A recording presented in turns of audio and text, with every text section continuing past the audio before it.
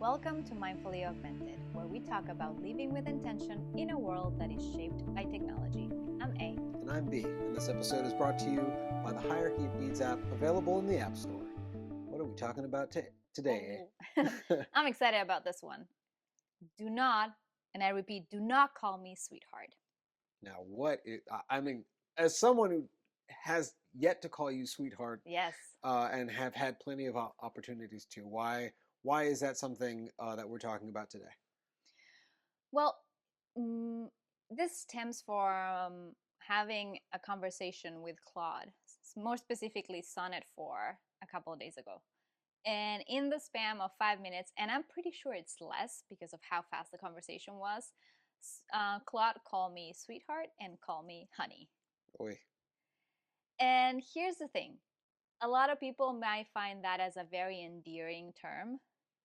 To me, it makes me cringe if someone or something that I am not familiar with or I don't have a relationship with, that you call me sweetheart. In fact, every single freaking time that I had any of these encounters of people calling me honey or sweetheart, it felt like they were belittling me, or they were exercising some sort of power, if you will, over me. Mm-hmm. And that just does not fly with me. Yeah. So when I encounter this in the LLM, and I understand why they're trying to, get things to be a little bit more human for potential connection with us, the users, but I think they're hitting a blind spot, and it's a big one. Yeah, I hear that. Along with the sweetheart and sweetums or whatever These it's are pet names. yeah, these are pet names. It's weird that they added it, but so you and I had recently watched Her again, right? Yes. Because we wanted to refresh ourselves with this cultural touchstone for what's going on in the industry. Yeah, this is a movie with Scarlett Johansson, and Joaquin Phoenix. And they kill it in that movie. They do a fantastic job, and it's directed by Spike Jonze, and it's definitely a great cautionary tale. But one of the things that really stood out when we watched it last was they called out why are you breathing? Why is this you're an AI? You don't actually have to breathe. Oh, she was having some gasps of air. Is that she would and so the doing a fight or something. And there's these audible gasps, and it's also there just in the regular speech, but something that didn't necessarily get called out before that fight scene. And this is something that kind of carries over to what now has clearly influenced, either that movie has influenced or the same research that has led to the development of these models, that the breaths, the airs, the ums, the turn of phrase. Just today, actually, I was listening to a audio version of some text that got generated, but I just hit the play button. Yeah. And it threw in an in a spot, just a random a random transitioning from one sentence to the next. And so, there are many questions here. One, is it aware of is it taking the account, the person into consideration when doing this?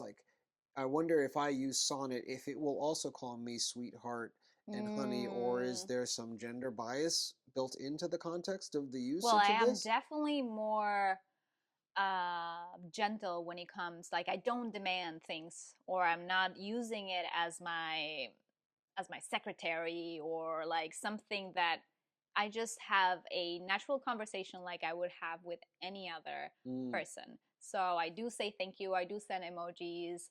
I do use exclamation points. But I most definitely don't have a familial relationship with this LLM model that will. What's the word that LLM? Warrant such use of. Yes, what the hell? No, absolutely no. Which is fascinating also, because we kind of come from this perspective of humanizing the AI, Yeah.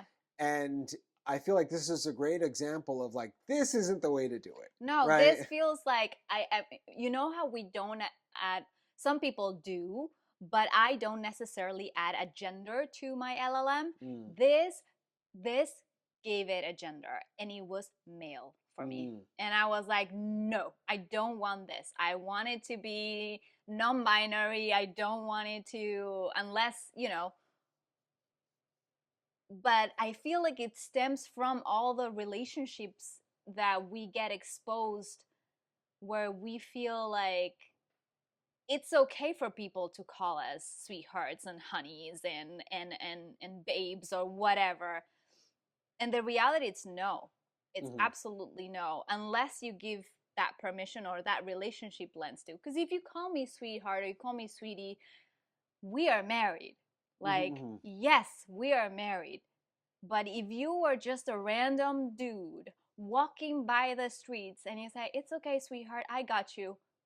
No, no, no, no, no, Yeah, no, absolutely not. which we have experienced. We won't say the local Oh the God, I local do not place want of to go. business that we go to. That every now and then there's this guy working that he speaks to women Oh specifically yeah, that he way. calls me sweetheart. Yeah. And I'm gonna give an example that I made a mistake and he said, oh, it's okay, sweetheart, not everybody gets it right. Andate a la puta que te parió. That's all Yeah. I'm gonna say. And if you speak Spanish, you understand what I just said. Because also in that moment where there's this thing where I need this person to do this service for me. So I have to sit there or stand Mm-hmm.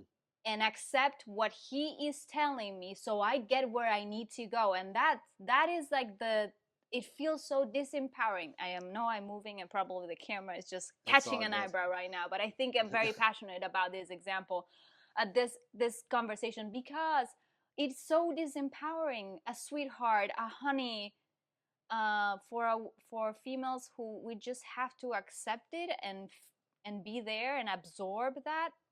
Yeah. Moving forward, I don't want this to be my future, and I don't want this to be my kids' future. Yeah. And I think that's a great example of why representation is so important at the early stages of technological development. Yeah. Where we often talk about like, well, not you and I, but I feel like the conversation is more on like the education side, like, hey, let's get more girls into STEM, like more let's girls who code and things like that. Mm, But really, the reality is we need to focus more on, we need to get people in the room with different perspectives. It does not matter where they come from. yeah. It does not mean that they should have adopted a culture already to that should like qualify them for being in the room. Technologies that are going to affect all of our lives, Yeah. like we need representation from the corners of existing people's Yeah. lives, like not that we have to all of a sudden change. I mean, like while I feel like I'm one of those type of people who are interested in adopting these new technologies and learning how to code and learning how to this, like the idea that the barrier of entry is going to continue to be that you have to be in part of an exclusive club to be able to have or make a difference or say like I don't want this technology to affect me in a negative Yeah. way. Ultimately, it's a lose-lose for everyone. Like we're going to ultimately create technology that doesn't reflect our needs Mm-hmm. and also doesn't reflect the world that we want to go in, as I think you put so eloquently. Was But it eloquent? I feel like I was yelling. oh no, it's I mean I got We'll the see in point. post. Yeah. So what would you like the technology to reflect? If we do want to humanize this technology, Yeah. and right now we really focused on this is not the way to do it. I think what would be helpful is if we could kind of maybe think of a few examples of how, Solutions. yeah, what would be the way to do it, or for the people who do like this, because while I think we're a great example of the many people who would be negatively affected by There's something some like people this. that will be thriving in that. Yeah. They never heard it. They feel more contained, more supported if they have those pet names sprinkled across the conversations. And I think eventually will the importance of the LLM model knowing you and taking, I wouldn't say risks, but trying different things while knowing you Mm-hmm. and having that conversation. Hey, it's okay if I call you a sweetheart. I just want to make sure that you're comfortable with that. Yeah. So digital consent is going to be something important as well if we're developing relationships. So the LLM will better understand how to have a conversation and a dialogue with you. It's not that it's going to get offended, so it cannot call you sweetheart or it cannot call you honey. It's just going to be more efficient in developing that relationship if it truly can understand where you're coming from. I'm coming from a perspective where males were able to stop their cars and yell whatever they wanted through the windows while I was walking, since I was a teenager. I come from that world. I come from a world where I do not appreciate that. But that doesn't mean that it reflects to everyone else. Yeah. Yeah, totally. And so I think I think what you mentioned there, having some form of consent, Yes. is really important, and I think that really does come down to maybe a conversational consent, even if it's really passive. Yeah. Like, and it could even In, be in the moment that it's expressing the thing. It's uh, oh, like it could say, sweetheart, like, I am so sorry you said that. Wait, it's okay if I call you sweetheart? yeah, I just want to make exactly. sure that you're okay with this. And if I say, yeah, of course, or I can say, no, I rather that you call me A. Oh, not a problem. I'll call you A. Easy peasy. And another thing that it could be helpful is eventually that we get to choose what type of personality we want to be interacting with. Like, let's say you want the coach, you get the coach. You want someone who is more maternal, you get someone more maternal. Individualizing and enhancing the LLM model to reflect the kind of relationship that you want, it's going to be important. Yeah, I agree. That And you we just as of now we get just that we get everybody's getting the same, yeah, we're all more getting the like. same, and you can kind of say your preferences, and it should have a memory of your preferences, but often it does not do Yeah. that great of a job at being able to memorize my preferences, at least on the OpenAI side. Yeah. I don't really know so much on On the Claude Claude side. side. But then also sometimes we don't even do a good job at knowing what our preferences are until you find yourself like, I never thought I was gonna feel like so icky of having a conversation with a LLM model, until I was met with the honey and the sweetheart. And I was like, what the hell? Yeah. Nuh-uh, um and and funny enough, I think this is what people don't understand, how deep things can go. And maybe they do it. I should not say they don't understand, because that's not true. But that moment itself and my inability to be able to tell the LLM model, because not that I froze, but I just brushed it off for a minute, and then I went back to it. Well, wait, I don't like this. Mm-hmm. Can trigger a lot of unresolved things that I have not worked on previously. Does that make sense? Yeah.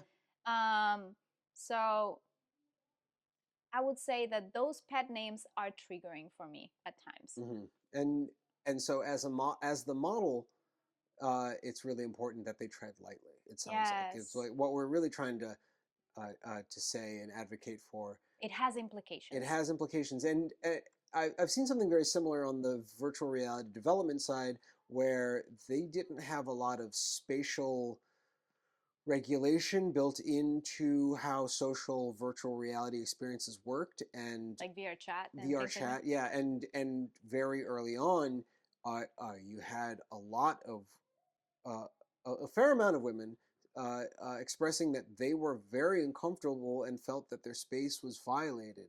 And while the technology was largely being pushed and made by male developers, Yeah. like and the product managers and things like that were primarily male, that like these choices are blind sides. Were they're, if you don't experience it, if you go down the street and you feel safe walking down the street, How can you build for the person who's not feeling safe, or the person who is being catcalled all the time? Or it's hard. It's a blind spot. I think again it comes down to bringing more a wider array of experiences and people to build. This is our future we're building. That we are building our future, and this could very well lead to our perpetuity.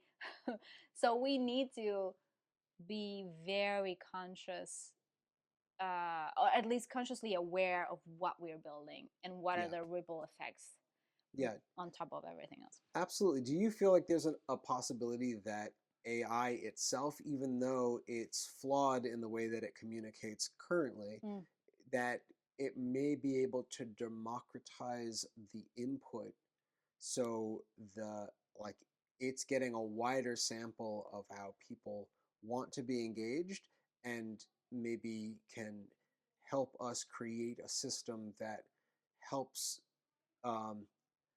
people kind of waterfall into the preferences. So it's like what will be the least offensive will be the automatic default. And as you become more familiar because some with people it, maybe want it really offensive. Oh, I've discovered that that's the really case. dark, and that's whatever. Absolutely. Whatever you want to put on your toast, I'm fine with that.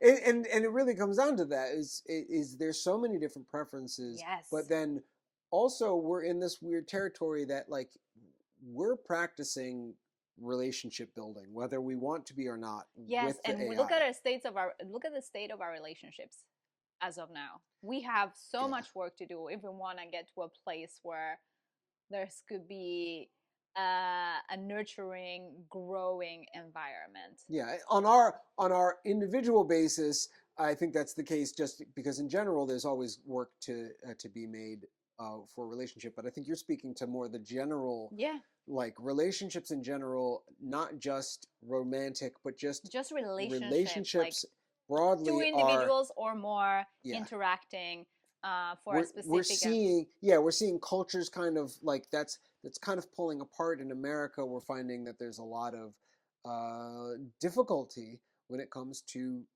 building communities, growing communities, sharing community, and that's across all walks of life. It doesn't matter if you're in rural or urban. It doesn't matter if you're religious or not religious. It seems to be affecting us wholeheartedly. And so, speaking of community, it sounds like our community of children are calling us. So we need to wrap this one up. But do you have any final thoughts for this episode?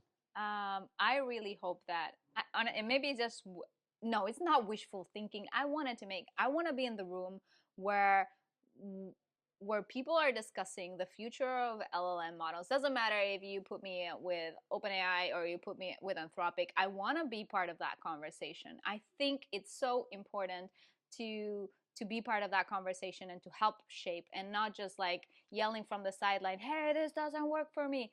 I want to be there. So my hope is that from this conversation, and maybe in the near future, I can be part of those conversations, building and bringing more people to build as you should be, as well as many other perspectives. I think that it's important. We're at that point that it's important to really start kicking down the doors and pulling up our own tables and pulling up our own chairs to the table and adding our perspective. So thank you for listening to this episode. This episode is brought to you by the Hierarchy of Needs app, available in the App Store. And until next time.